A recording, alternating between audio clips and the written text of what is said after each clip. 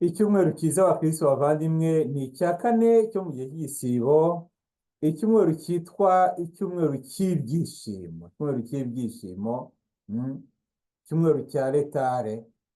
Ibyishimo by'uko abakristo bamaze igihe mu gisibo bagenda bazamuka, noneho bakaba bageze hagati y'igisibo bavuga bati reka twishimire ko hari urugendo tumaze gukora muri gahunda twiyemeje yo gusiba, gusenga no gufasha bagenzi bacu, ariko no muri gahunda twihaye wenda yo guhinduka mu mutima ukavuga uti hari ibyo niyemeje, noneho ndabona mfashijwe n'ingabire y'Imana, inema y'Imana, hari impamvu yo guhagarara muri kino gisibo nkabanza nkishima, ngashimira Imana ubuntu bwayo, ngashimira Imana impuhwe zayo. Akaba niyo mpamvu nyine n'abapadiri aho kuguma kwambara wa mwambaro wa violet, ahubwo bahindura ku cyumweru bakambara umwambaro w'iroza uvuga ukwizera, uvuga kuvuga ngo aho tugana turahabona, turahazi, urumuri rugiye kuza, tugiye kwinjira mu izuka. Niyo mpamvu iki cyumweru washaka kita ni icyumweru cyo kuza ku rumuri.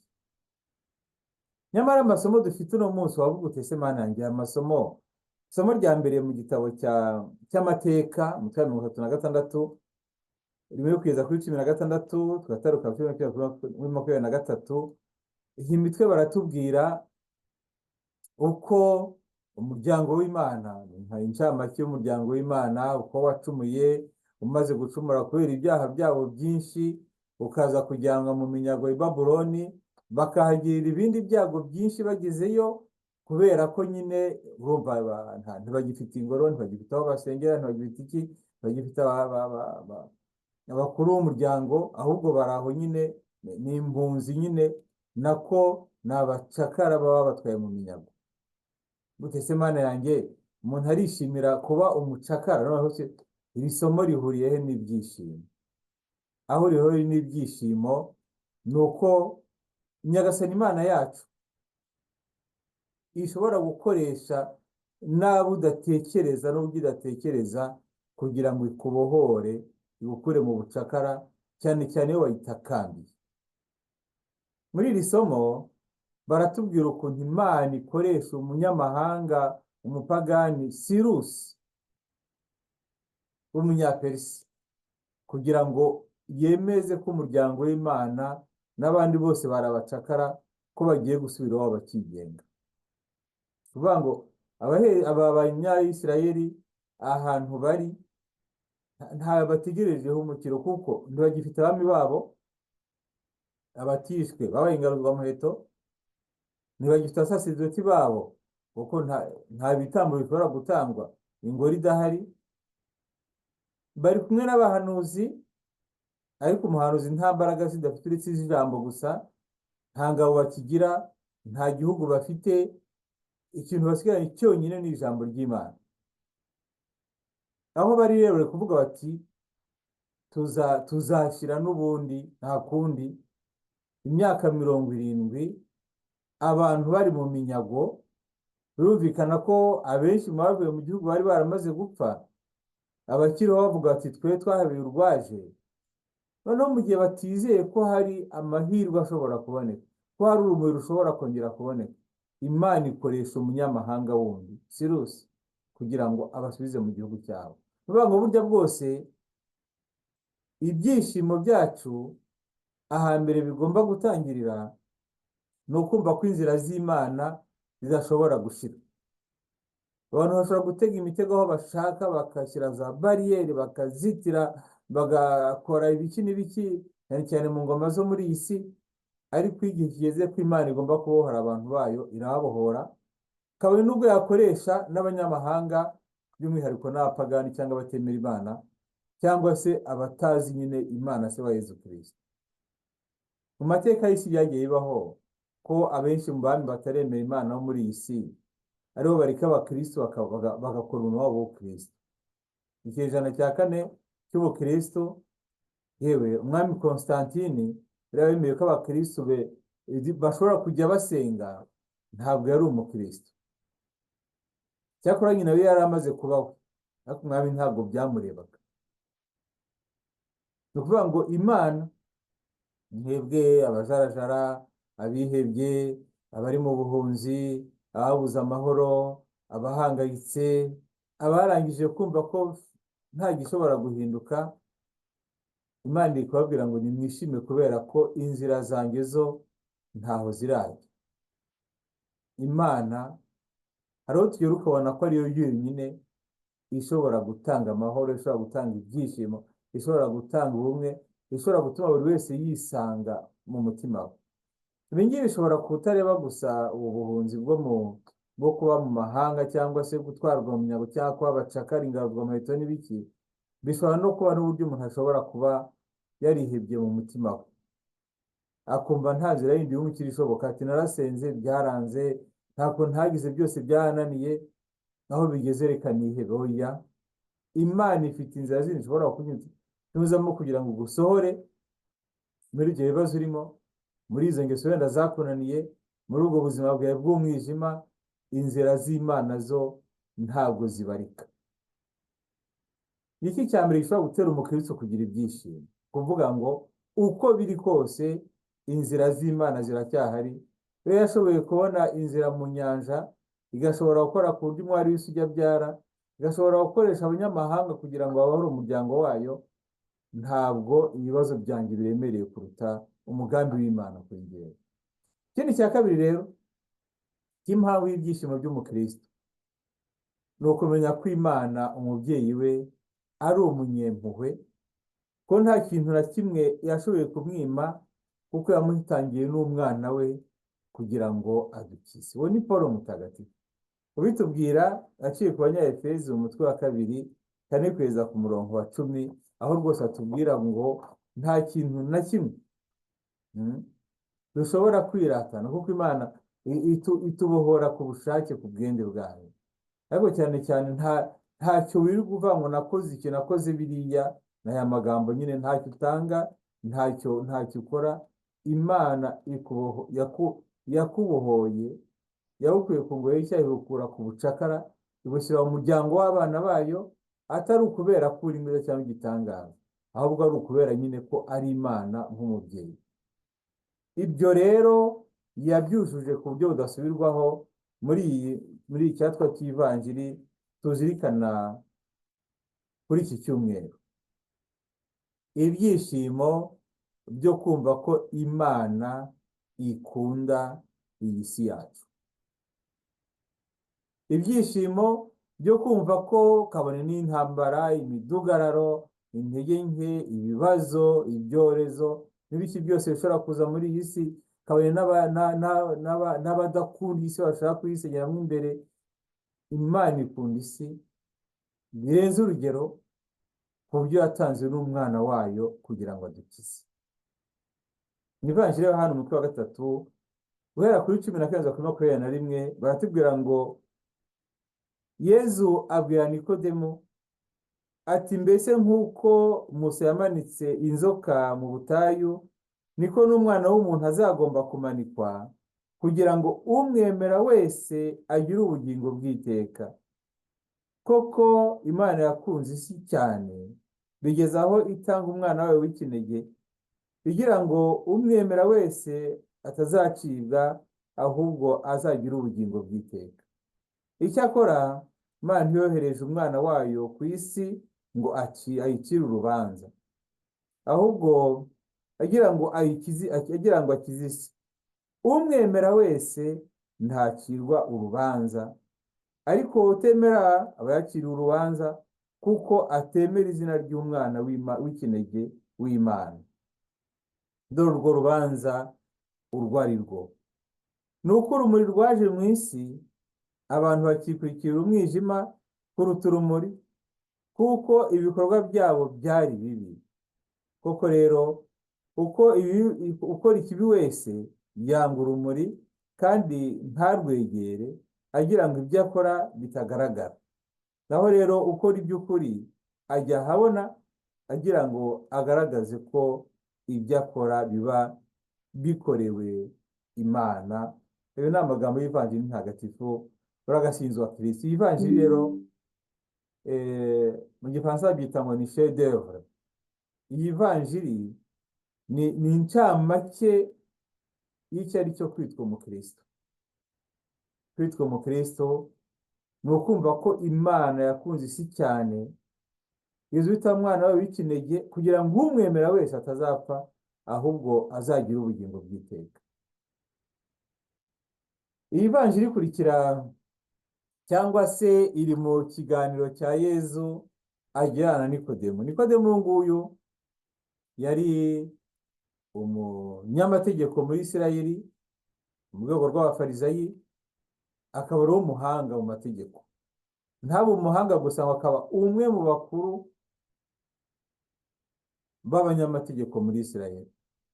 Yari umuntu ufite icyubahiro, ufite byose, ukunzwe, ariko wenda nka buri wese muri twebwe afite ahantu h'umwijima we akomeyeho cyangwa se atifuza kumenyekanaho. Noneho Yezu ahangaha yari amaze kwirukana abacururizaga mu ngoro y'Imana. Murabyibuka cyumweru gishize batubwira nyine Yezu yirukana abacururizaga mu ngoro y'Imana, ari Masaka birukana ab'intama b'ibiki n'ibiki, ab'inuma akababwira ati mujye gucururiza ahandi, nako muva ahangaha ntimugomba gukora ku buryo inzu y'Imana ihinduka inzu y'ubucuruzi. Wavuga ruti Nikodemu yabonye ibyo Yezu yakoze, abandi benshi bahise bavudukana Yezu, ariko burya ukuri iyo ariko abakunda ukuri bageraho bakabona ko ari urumuri, noneho bagashobora kugera kure y'aho abadakunda ukuri batabona cyangwa badashaka ko hagaragara. Nikodemu rero ngo aza gushaka Yezu ngo ari nijoro. Nijoro tuzi icyo ari cyo, tubikeye ko turi muri ya nzira y'ubwigishwa aho abantu bava mu mwijima bagana mu rumuri.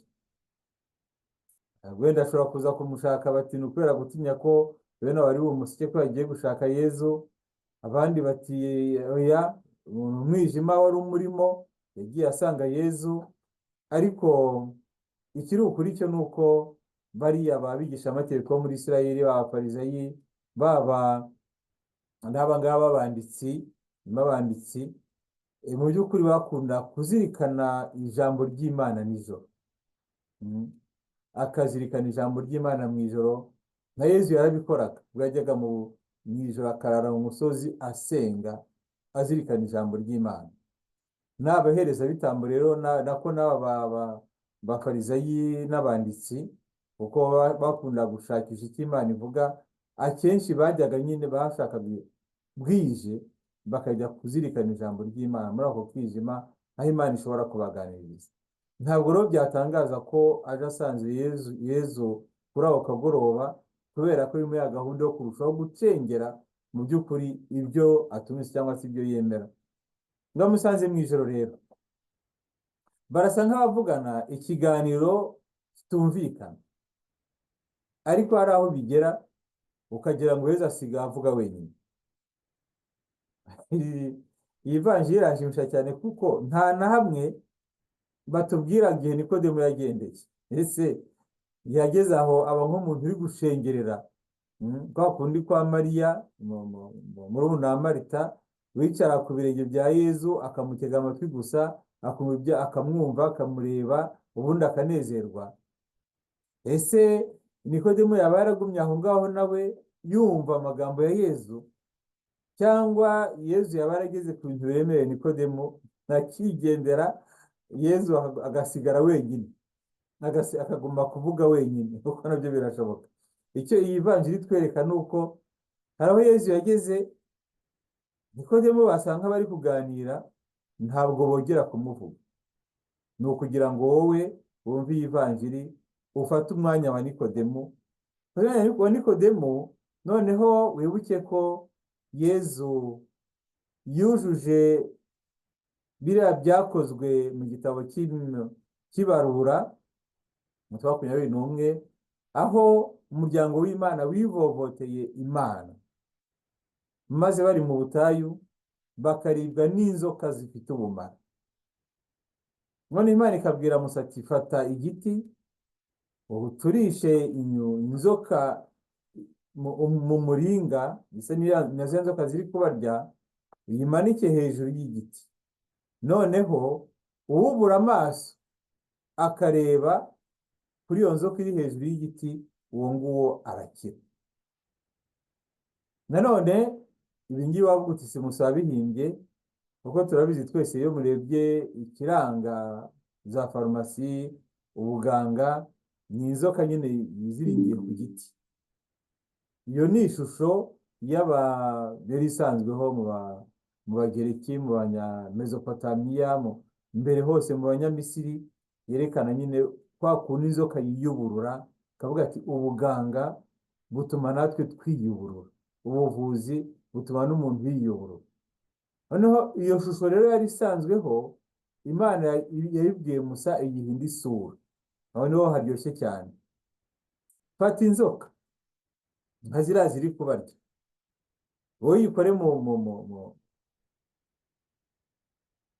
noneho mu muringa, noneho ushyire ku giti, uyirebaho wese uwo nguwo arakira, utayireba nyine uwo nguwo ni akazi ke nyine, araba yihitiyemo urupfu.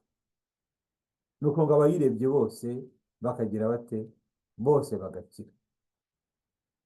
Biri kumvikana ko, birumvikana cyane, ntabwo ari iyo nzoka yakizaga abantu, ntabwo ari ukuyireba byabakizaga, ahubwo ni uko kure hejuru y'iyo nzoka y'umuringa, bamwe bavuga iby'amashusho nyine muri Bibiliya, kugira ngo barumva ko Imana ubwayo yo yabwiye abantu babo ngo bakora amashusho, barayakora. Iyo nzoka y'umuringa ni ishusho ifite ikizasobanura. Ishusho Imana ibwiye Musa ngo ntakora ishusho, noneho ayishyire hariya, uwubura amaso akayireba, uwo nguwo arakira. Yezu yarafatiye iyo shusho akavuga ati, nk'uko Musa yamanitse inzoka mu butayu, nako n'Umwana w'umuntu azagomba kumanikwa, kugira ngo umwemera wese agire ubugingo bw'iteka. Birumvikana ko iyo Yezu niwe uri kwivuga aha ngaha. Ntabwo amanitswe ku giti cy'umusaraba nk'ishusho, noneho ni Umwana w'Imana ugiye ku giti cy'umusaraba kugira ngo adukize, kugira ngo aducungure. Uwubura amaso akarangamira umusaraba, uwo nguwo yakira umukiro, kandi umukiro w'abana b'Imana. Ikimenyetso cy'abakristo burya cyane cyane ni umusaraba wa Kristo, kuko niho twaboneye ruriya rukundo rw'Imana rudasanzwe, ko Imana yohereza n'Umwana wayo w'ikinege kugira ngo adupfire, noneho umwemera wese azagire ubugingo bw'iteka. Ni inkuru nziza cyane. Umwemera wese, umuntu wese agomba kubura amaso akareba uwashyizwe ku giti cy'umusaraba, ni ukuvuga ngo wowe wadukijije, kugira ngo nawe ashobore kwakira umukiro. Ni amagambo akomeye kandi akomereza kuri ayo hepfo twumvise, aho Nyagasani atubwira ko uretse ko utamwemera aba yiciriye urubanza, umwemera nawe yakiriye urubanza, ariko ntuba aba yakiriye umukiro, aba yakiriye ubuzima bw'Imana.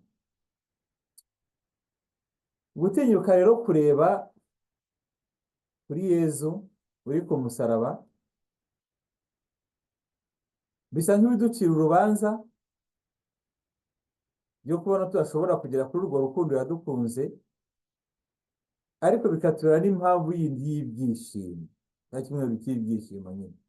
Ibyishimo byo kumva ko Imana yacu, ibyishimo byo kumva ko muri Yezu Kristo Imana yerekanye urukundo rudasanzwe, ku buryo umurebaho ntacirwa urubanza. Uvuga ngo wemeye kwakira Kristo ntacibwa urubanza, wemeye kubana na Kristo ntacibwa urubanza, kuko ubuntu bw'Imana tubuhabwa nyine ku buntu. Ibyishimo byo kumva ko Imana iduha byose ku buntu. Hari rero uwicira urubanza ngo nuwanga kugana ku rumuri. Aya magambo arakomeye cyane. Igishimishije kirimo ni uko buri wese iri jambo rimureba. Nta n'umwe uzava aho ngiye namaze kugera mu rumuri ku buryo budasubirwaho, nta kwijima kandi moya.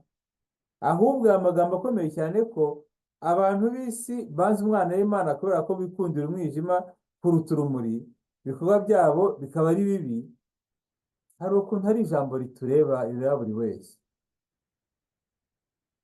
Umuryango w'Imana bose bagombaga kureba ya nzoka kugira ngo bashobore gukira. Natwe nk'abakristo, umuntu ashobora kuba igitangaza, agashimwa na bose, akagira gute na gute, akigisha, akandika ibitabo, akazamuka mu nzego za kiliziya, akagera no mu bushorishari bwabo n'ibiki byose. Ariko uwemera gukira muri abo ngabo bose n'utinyuka kureba umwijima umurimo akawushyira imbere y'urumuri rwa Kristo. Abantu rero akenshi twikundira akantu kakijima, gakomeza kagenda, ariko hari ahantu hari akijima utifuza ko kagaragara. Yesu ari kukubwira ngo waranje kwicira urubanza wowe ubwawe, kuko aho hantu hari umwijima wanze kuhamuzanira kugira ngo ahashyire urumuri. Nuramuka umuhindukiriye ukahamuha, agiye kuhashyira urumuri. Umwanditsi mwandika avuga ati nta muntu n'umwe udafite ibimutera isoni mu buzima bwe. Uwo mwijima rero niba ashaka ko uzana ahagaragara kugira ngo awukize, awirukane, noneho ugire n'ibikorwa byiza bihuye n'uko wahuye na Kristo. Icyo rero cya cyumweru cy'ibyishimo tuba tugira ngo nimuzahabona yewe nta rubanza mbacira, nimuzahabona yewe nkeneye kubakiza, nimuzahabona yewe nkeneye kwirukana uwo mwijima, nimuzahabona yewe nkeneye gukora ku buryo ahubwo ubuzima bushya mugiye gutangira kubamo bizaba impamvu yo gutanga ubuhamya bw'uko wahuye na Kristo, nta rubanza rundi abagikiriye.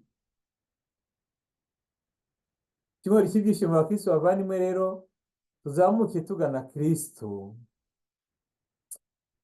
tubanza nyine kureba ukuntu Imana ifite inzira nyinshi cyane zo kudukiza, ariko n'uburyo n'uyu munsi iri kukubwira ngo urabizi ko ngukunda.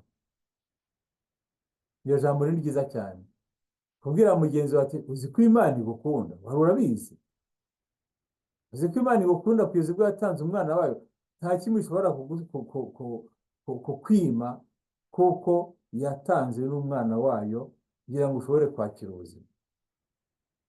Niba ari Imana igukunda, ujye utanga n'umwana kugira ngo ashobore kwakira ubuzima, nawe nuyizanira uwo mwijima ukurimo, gushidikanya kurimo, ibyaha bikurimo, ingeso zikurimo, amafuta akurimo, ukashyira ku rumuri rw'itara ry'uwazutse mu bapfuye, urawumuzanira ibyo yamaze kugura, kuko igihe apfira ku musaraba byose yarabiguze. Niyo mpamvu igihe cy'igisibo ari igihe cyo gusaba penetensi, tukarushaho kwegereza iyo ntebe y'imbabazi, aho tugana tuzi neza ko Imana itubabarira, kandi ko ntitubabarira gusa, ahubwo igihe no kuduha n'ubwo bushobozi bwo kubaho twishimye ko Imana ari umubyeyi, ko Imana ari umunyempuhwe.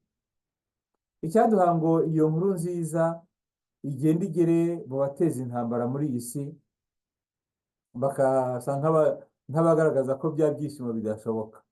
Icyaduha ngo iyo nkuru nziza igere mu bantu bafite inzangano mu mitima, kugira ngo bahindukirire urumuri, maze bashobore kubona ko ntacyo bimaze kwangana, kuko aribo barimo biyangiza. Icyaduha ngo iyi nkuru nziza igere kuri ba bandi banga ubuzima, bagira nabi ubuzima, bagira nabi bene wabo, noneho nabo bashobore kwakira iyi nkuru nziza y'umukiro, maze badushobore gukomezanya urugendo tugana mu izuka, turi benshi cyangwa turi twese mu bashoboye kwakira Kristo.